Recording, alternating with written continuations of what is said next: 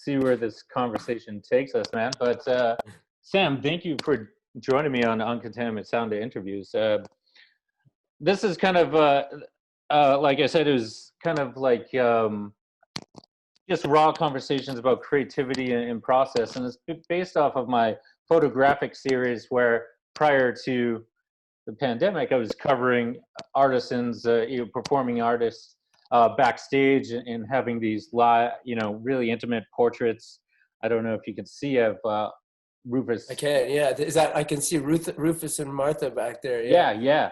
And that was at like December 2018, just town hall in New York City. Just really had some intimate shots of them, and that's what I like to do. It's have these candid shots. So I take the candidness to conversation now, since I can't go backstage anywhere. No. Right.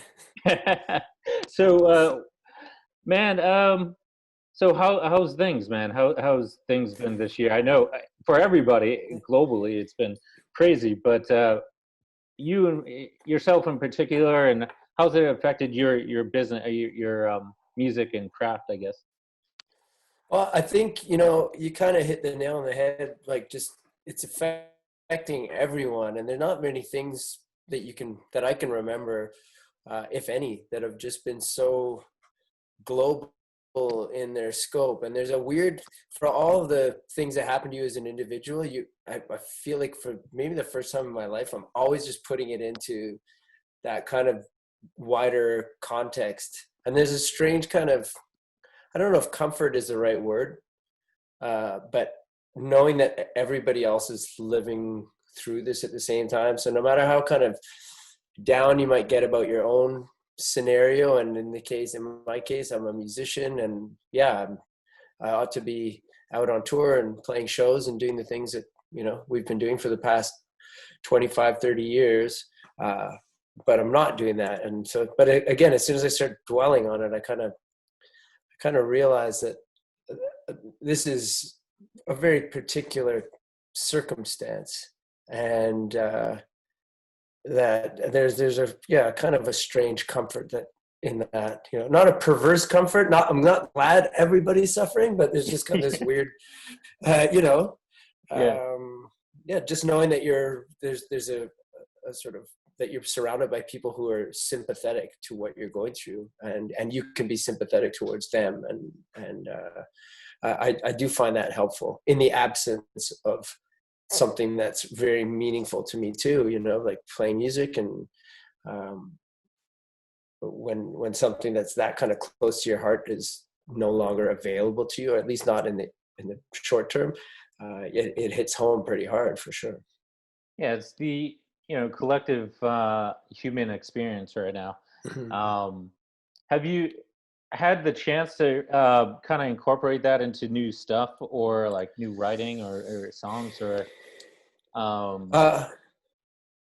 yeah, I mean, today's is actually the day our new record comes out. Yeah. And so I haven't, as much as I haven't written anything, really, I haven't written a single song since the beginning of the pandemic. It just kind of feels like the songs on this record they were kind of bubbling up through a time, like we were just talking before we started recording, how this is such a noisy time, but it's been noisy for a long time. And it's been a few years where it just feels like everything's just been at this boiling point. So all these songs were written at what I thought was like the maximum temperature that we could get to without things kind of completely falling apart. What we didn't know is that if you threw a pandemic on the top of all that we could actually go a step further towards, chaos. But for sure, in terms of like writing and creativity, that kind of redlining that humanity's been flirting with for the last number of years is definitely a part of this record. Not so much as like a sort of political criticism, but more about like, all right, what do you do when you're at that you feel like you're at that threshold? How do you cope with it? How do you find hope and comfort, in those difficult times? And I think most of my songwriting, has been a response to that. Oh man, I just went blank. I was gonna ask.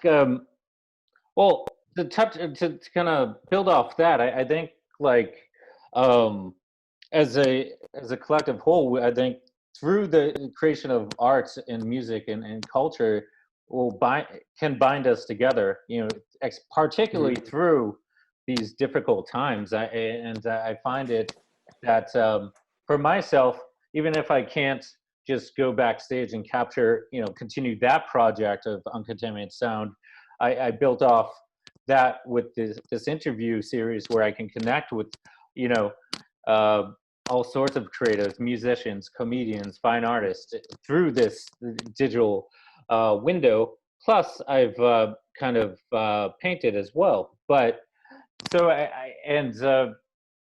yeah, I find it a unique opportunity as well to just connect with people because we're all on the same playing field right now.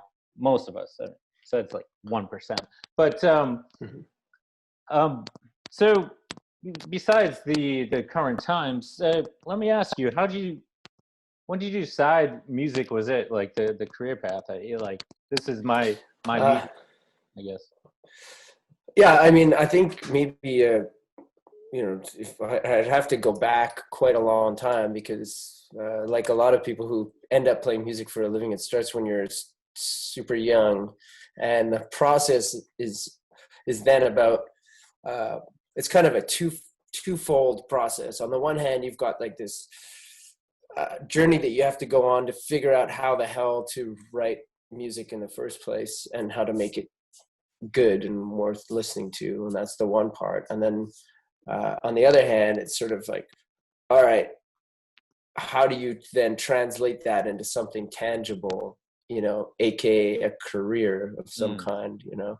yeah, And I guess the two things do go, they obviously go hand in hand. If you get good at that sort of craft part of it, then hopefully the career part of it will follow, but there's no guarantee. And you kind of, there's this realization that you live with, you know, I think the whole way. And even now having done it, like called it my job, so to speak. And yeah, I mean that in the fondest terms possible for 20 years now, that you always kind of feel like you're, you know, I don't know, one day away from it being kind of taken away from you, like waking up and you know, not just so much that you wake up, but everybody else wakes up and like, oh, we don't like this guy anymore, you know.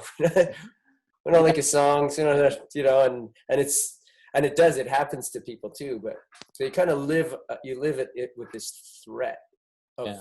people just kind of turning away from you, and it's I guess your greatest fear. And so all of your songwriting and that kind of happens with the specter of that, you know, possibility, and you kind of have to thrive off of that uncertainty, you know, Mm. like you have to feed off of it. You kind of have to embrace the challenge, so to speak. And I guess after a while I just kind of figured out that I was, you know, comfortable with that and was willing to kind of go to the limit to pursue it. And again, I'm just thankful that the rug hasn't been pulled out from underneath me yet, but still waiting, man. It could be around the corner. It could be tomorrow. I don't know, you know? Yeah, yeah. No, that's yeah, that's cool. It's weird though, you know, like in arts, it's you're the whole breadth of work is up to subjective. Oh, I mean, to subjective to the market and taste and trends, or you know, just you. It's your kind of expression, but then you have to have a career, you have to let it out into open world and the market, and it's like you have to get that feedback from that the market, and then but you and your bandmates have had a successful, you know, longevity in in what you do, which is amazing. You know, a lot of people, you know, have to work, you know, full time and then do their band gigs on the Mm-hmm. evenings or whatever. But um, did you like train classically in music, or did you study something else? Or... No, I trained classic. If I look over here, if I show you over here, you can see, wait, I see violins on the wall over there, you Oh, know? cool. Yeah, I'll yeah. there, hold on. There, well, I can't get them in the shot here, but I don't know if you can see them. Yeah, I see him a bit. Yeah, yeah. Yeah, so I started off as a classical violinist, and when I was really young, 4 years old, and started taking lessons and played. I still play. I still take lessons. I'm still learning, suffering. Yeah, You yeah. know, has anybody who's ever picked up a violin knows that the suffering is part of. You have to find the beauty in the suffering. Um, and then when I was a teenager, I sort of maybe hormonally was driven to pick up a guitar, and express myself through writing really bad. Well, first of all, through learning, Beatles and Tom Petty songs in my room, and then you take a stab at your uh, own first few songs. And I don't know, like just because we're talking about creativity, one of the strangest things to me is like you write a song, and even when you're 12, 13 years old, you don't think it's a good song. Like, you don't like it. Like, you like Beatles songs. You're like, oh, Beatles song is a good song. What I just wrote isn't good. But there's something in you that compels you to try again. And it's and even the second song is not very good. And probably your 15th song isn't particularly good either, but there's something that drives you. And I think that that's kind of the voice that you have to listen to. It's like, what's driving you? Your critical mind never gets turned off. Like, I know the words are cheesy. The melody's been sung 1,000 times, and there's nothing new or, good about what you're doing, but something in you pushes you to keep going. And eventually that's that whittling away eventually leads you to something more meaningful. And I don't know why I chose to obey that voice when I was a kid, but I did. And that's kind of what, I guess, pushes you towards a life in music or art in general. I'm sure the same thing for you in photography. It's like you take pictures when you're young, and somebody tells you, oh, that's a good shot. But that doesn't mean that you're going to keep at it to the point where you make a life out of it, so to speak. But I always find that interesting, talking to other people who do creative work for a living. So what compelled you to just keep going forward, to keep chipping away? No, it's weird with myself. It's taken me a while to figure out my medium. I have a degree in criminal justice, and then I studied graphic and web design after. I think it took me to I'm 35 now, and 31 where I just picked up from I'm from Boston, Massachusetts, and I just picked up one day and moved to Brooklyn, and then that's when I found the camera, and I met my current partner in the summer of 2017, and I was doing a lot of street stuff because New York was brand new to me, and the streets and brand new sights, and my eye was fresh, and she saw my sequences on the wall. I just print out little images, and then she kind of pushed my work to Pace magazine, where then I was on assignment shooting bands and music, and I've been pushing it ever since. And it's like I've really never expected it. Sometimes I always knew, though, like younger, like as I had this creativity, but it was always like bouncing around, and it took me a while to kind of have that cohesiveness. And talking with persons like yourself who've kind of had this long, prosperous, creative career, I'm kind of envious at people saying they just knew what they want to do immediately, like around like in the teens, 15, 16, and they just kept on at it. It took me a while to kind of discover it and actually say, identify with, I'm an artist, but that took me just coming to New York. Yeah. Right. Yeah. No, I hear you, man. It's like, it's kind of it's kind of like, in my mind, when you go to school, you go to university when you're 20, 21 years old, you're kind of studying, you're not really sure what the hell you're doing there.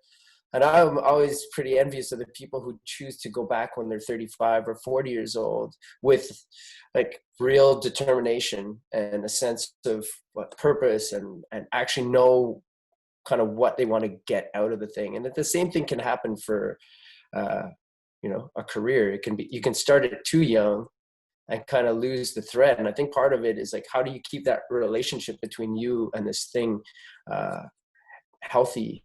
And that's not easy, and it's not easy over a long period of time. So for all the good things that come with having a long career, and obviously the good far outweigh the bad, but there is this this constant need to sort of reevaluate like why it's important to you, reconnect again with like your motivation. Is it just to make money? Is it just to put a roof over your head, clothe your kids? Or is there still this ambition in terms of the art itself? And that's the thing that has to be at the forefront all the time. And that's a hard thing to keep at the forefront when you've got all these other things kind of putting pressure on you and therefore on the process, so to speak. So yeah, I mean, I think that's where you sit down to write an album or something like that. You have to really you have to push a lot of that, the career part of it out as much as you possibly can. It's impossible to put all of it out, but you do, and you have to try hard so that when you're writing from, you're going back and connecting with that place, that kind of inner sanctuary, so to speak. Yeah, and it gives that authenticity to your own voice, comparatively to, I say, creating just for commercial, or commercial modernization or something, or just for a label who just wants something specific. It's like you're creating for yourself. It's authentic voice and sound, and you're putting it out, and the world likes it, or the universe or whatever likes it. So it's I find it fascinating, like in different mediums too, like particularly like comedians too. Like I've talked to several comedians, and comedians are like, they'll write observations, but they just go on stage and just do it. And then like I don't know where I was leading with that. Sorry. No, but I hear what you're saying. Like I feel like it doesn't matter what your medium is. Like how you relate to what you do is kind of an ever-changing thing, and because of that, what you do will change too, and not always for the better. And I think that that's kind of something that you do wrestle with over a longer period career, is that you kind of lose yourself a little bit here and there. You can lose your motivation, you can lose your direction, and then but then there's like, I don't know, you think about the early days of a career. Like I'll just talk about music because it's the only thing I really know about, but it's I'm assuming, and that parallels exist in other media. And everything you do at the beginning feels like it's so urgent, and that every mistake is catastrophic. Here you are, you've just like finally wrestled this door open that you can people are willing to pay you to make music, just and you're so concerned about losing your foothold that your creative kind of mindset gets pulled towards that, and then you realize, like after say 10-year chunks kind of thing, that record that you fretted over at the beginning and nobody really liked, your second album, like the difficult second album, follow-up record, 10 years later, it's a lot of people's favorite record that you ever made. And then there's a weird kind of, I guess, sense of triumph or justification that kind of creeps back, and you get your confidence back. Kind of, you've taken a lot of lumps along the way, but now you're starting to regain a little bit of your confidence, because what you heard in your music, other people are now starting to hear it too, through all the kind of noise and clutter of those early career days. And this now I find, like when we're making records, I don't think so much about the first 2 weeks or 2 months or 6 months even. It's the reward in terms of the feedback comes way later. Mm. the real reward, you know, the meaningful thing. It's like once that music has had enough time to kind of percolate down into people's lives, like to a deeper place, that's when they start to connect with it the way you hope that they will connect with it. So yeah, that to me has been like the big shift, you know, instead of, if I think back to having like the first couple of years of maybe a little bit of a hint of success, and how much that kind of rattles you, you know, and then now it's just like everything just feels a little bit more patient, I guess. Mm. Well, so how would you like kind of, you know, refresh things? Like, do you have like, do you do anything like to refresh your creativity? Or say if you hit a creative block, how do you break out of that? Like for myself, I would go to like a museum or take a walk or something. Do you do anything like meditate or anything? Or I mean, yeah, I've had a lot of different sort of strategies over the year, and I kind of feel like every record has its own set of remedies for that. Definitely, travel was always a big thing in the early days of just, you know, unplug and go on a trip somewhere that I'd never been before and try to find my way. And I found that kind of would just sort of loosen up all the, you know, all the tension that kind of holds you back sometimes from accessing the creative part of you. But now I have 3 kids, so the traveling is much more limited, and now I have to, it's like a good walk will have to suffice a lot of times. But it's kind of cool because I feel like I'm, you know, I walk a lot around Montreal where I live, and I've grown up, I spent my whole life here, and every day I find something new about the place. And we have mountains to the north of us and mountains to the south. I spend a lot of time there. I think that's probably the place where I find the most kind of just calm. And as much as it doesn't translate directly into something, like I don't sing songs about mountains per se, but there's something about having gone out there and just completely disconnected, you know, that helps me to come back and fight through, you know, writer's block. And it's been well, I think it's been. I was 18 when the last time I think I went to Montreal.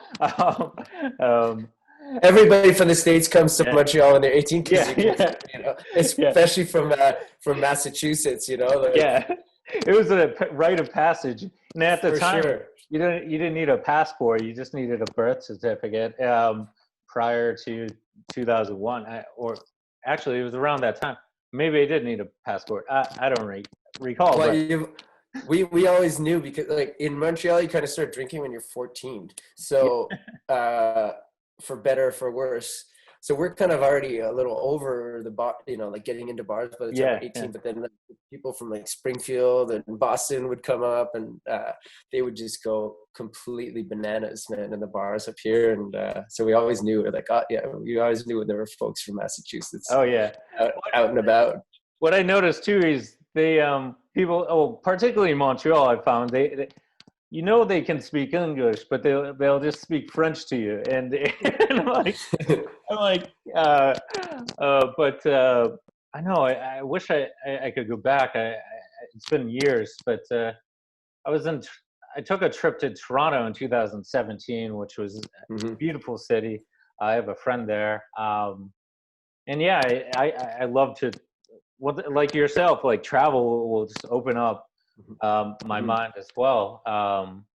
But I guess like grown up in that area, has that, I guess the cultural diversity there, did that impact you and your craft as well? Yeah, for sure, man. Like Montreal, Montreal's changed a lot though too. In the last, I'd say 30 years. When we were growing up, it was, I don't want to say it was disconnected from the rest of Canada, but it was definitely you know, you kind of felt like there's a bit of a fortress mentality here. So a lot of the creativity, and there's like a real of the cultural arts in Montreal that you don't find in many other places. Like if you say that you want to be a musician for the rest of your life, nobody blinks an eye here. You know, so that helps making that decision when you're younger. You're not kind of saying it in hushed tones.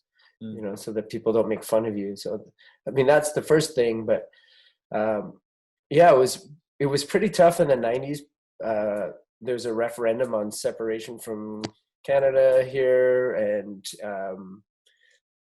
things were just uncertain, to say the least, for a good chunk of the 1990s. And then, but out of that came this kind of energy and optimism. And in the early 2000s, people started all of a sudden paying attention to the music that was coming out of Montreal, the art that was coming out of Montreal.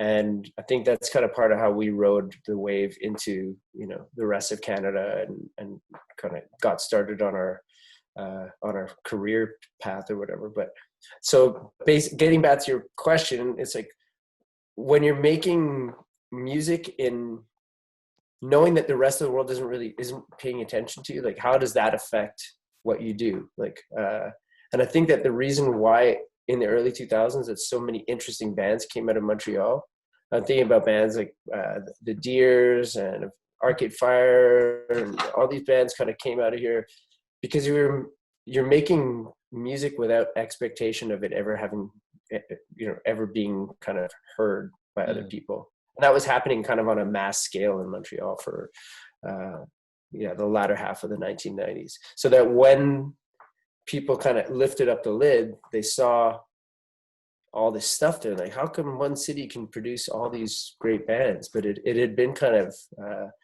brewing for a long time in isolation, so to speak. And that ended up being kind of a good thing in a way. Oh, totally. That's kind of like, it's like creating, you know, art for art's sake, I guess, to be cliche in that aspect. But yeah, in my regards, like painting for me, it's just for myself. And you know, I feel like I've had that with my photographic work myself. I've had like eyes and, you know, some press, and, you know, had the hint of kind of like, and then the pressure of the external factors of you know, critics and stuff like, or, you know, people just kind of reviewing and judging. But with my painting, it's just so natural because I'm not doing it for anybody else, or like there's no real eyes on it. And but that kind of also sounds like, you know, in parallel, you know, to the grunge scene in Seattle. Yeah.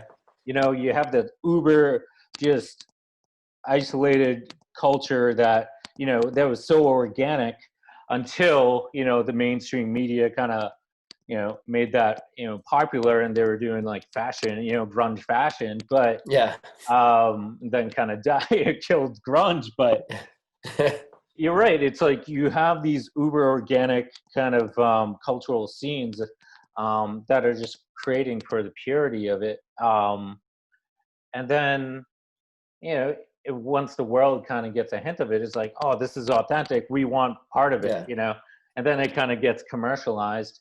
But how do you evolve from that? I guess initial sound, that really raw, or again, like sound of just creating, to, you know, after years of, you know, you start getting success, you get mid-level or something. It has, I guess, does your sound change over time, or do you?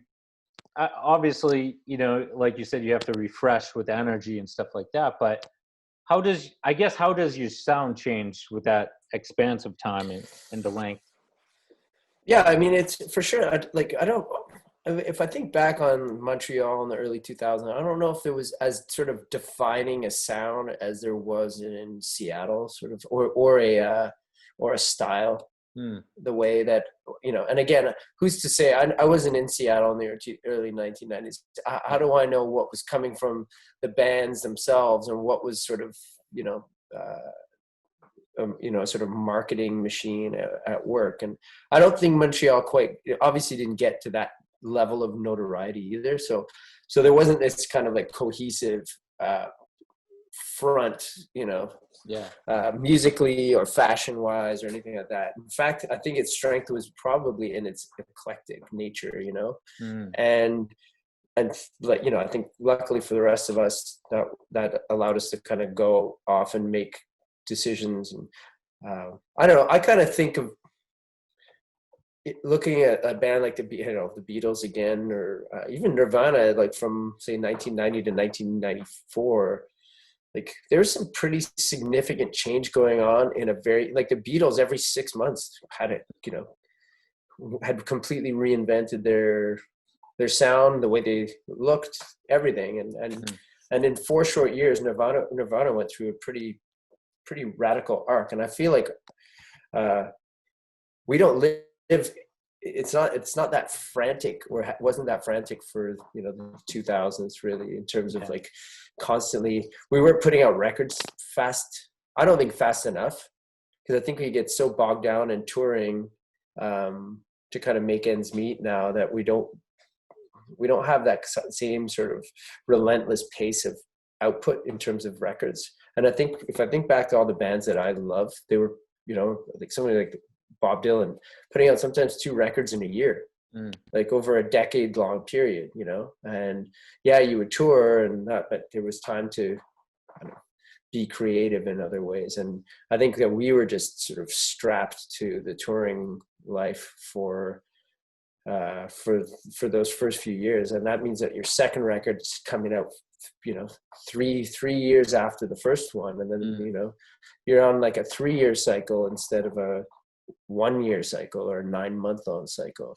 Yeah. And I think that really affected our own kind of creative arc in a lot of ways, that the change is happening over, you come back 3 years later and you're like, all of a sudden it's like, you're a different band, different sound, different clothes, flared jeans are out, tight jeans are in, it's like so much has happened. And so people tend to question how you've just made this kind of sudden radical shift, but it's not at all. It's happened over a 3 or 4 year period. It's just that it's not documented the same way, because we're not putting out records often enough to kind of have that change follow a more kind of gradual path. Now, I guess, like, I don't know, did you enjoy that aspect of performing? I know I've talking to performers, they really love the stage aspect and the live audience feedback, comparatively to say studio work and recording. Did you have a preference, or I don't know, it's hard to say. Obviously you need to record, but I don't know, some people are more kind of like in studio kind of folks, and others really enjoy the stage and live performance. So did you find any preference to that, if that's a kind of answer? Yeah, I don't know if I have a preference, to be honest. Like, I feel like it's both things need, the one thing needs the other, basically. If you're on stage, only on stage, playing the same music over and over and over and over again, there's no way that doesn't become sort of tiring after a while. And then you start looking for the kind of thing that only being in the studio and writing music brings, that kind of sense of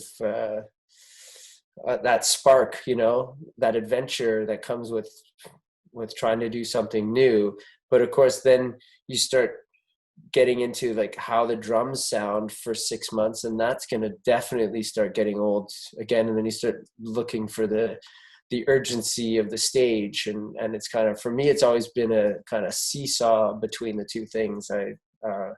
And then getting back on stage with there's no better feeling for me anyway than getting back on stage with new music after you've been working on a record for a while, and being able to play it and share that with people. And it's always really nerve-wracking at the beginning. You don't know if you can play the songs from start to finish. You don't have no idea how they're going to be received. And there's kind of something in that unpredictability that I really love about like the early tour of a new record. So interesting. Do you pull anything, pull from anything besides music, like literature, film, anything you're really into besides just music? Any books, novels, etc.? Yeah, I read. I was a voracious reader my whole life. I have been, and studied it at university, studied literature at university. So it's always been a big part of, you know, just what I love outside of music for sure. And there's no way I'm not like completely influenced by like the things that I've read. You know, I also like going to museums, you know, like when you said you go to a museum if you feel writer's block, or I feel the same way, you know, just walk through a museum or an art gallery or something, and just see the work that other people have been able to bring to life. And I always leave there feeling, you know, like recharged and inspired, not necessarily with a clear idea of what to do, but, you know, just with that kind of creative, you know, fire lit again. So all those things, I think it's really important to not just stick to your, in fact, I'm more likely to try to find something, you know, in literature or in visual art when I'm struggling to, you know, write a song than I am to, you know, go and listen to other records and kind of unclog the river that way, you know? Yeah, yeah.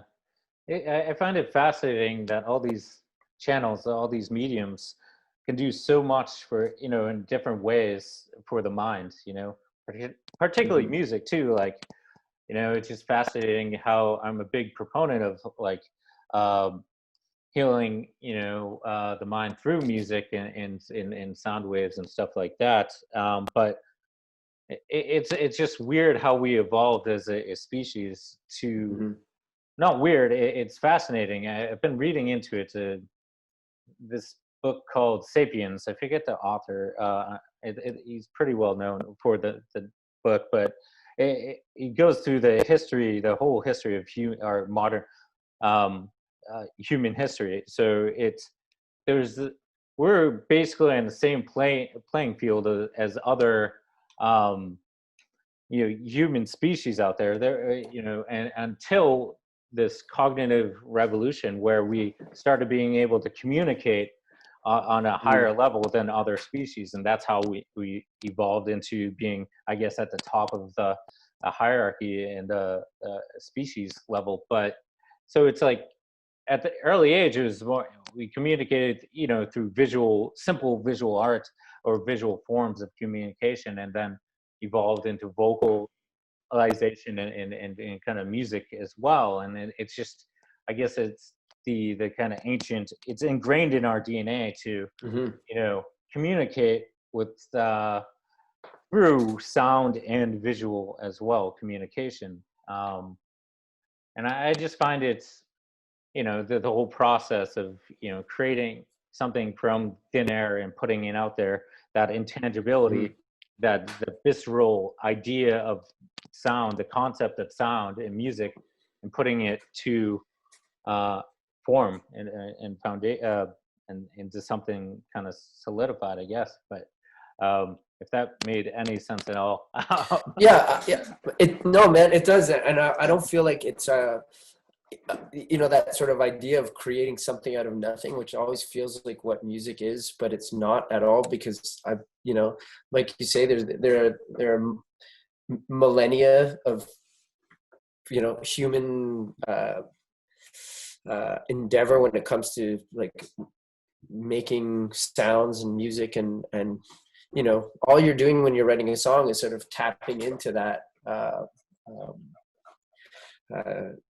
you know, that history really, and you draw out what your compass is, sort of what are you emotionally connected to. And that's kind of how so for me it's writing songs is more about following that feeling than it is about being sort of particularly like conscious or intellectualizing like a sound, and you know, what is it, where does it come from, and what does it you know, what could it potentially mean, and how does it all fit together, and that it's just, you follow your kind of, your emotional compass.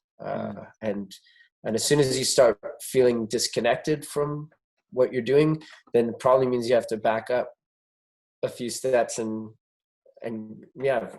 get to a place where you're you're feeling that thing again, and you pursue that to where it takes you. And that to me is sort of like if I were to sum up like a process, it's really just that, it's I guess tapping into all these things that people before, I love that idea that people before us have made all these things, and we're gonna draw them out of the air, so to speak, and then reshape them through our own experiences, our own, like the way we see the world, the words we use, the sounds that we kind of resonate with, and then make them into a song, and kind of put it back out there, and it becomes part of the fabric too, and somebody else will draw from it at some point.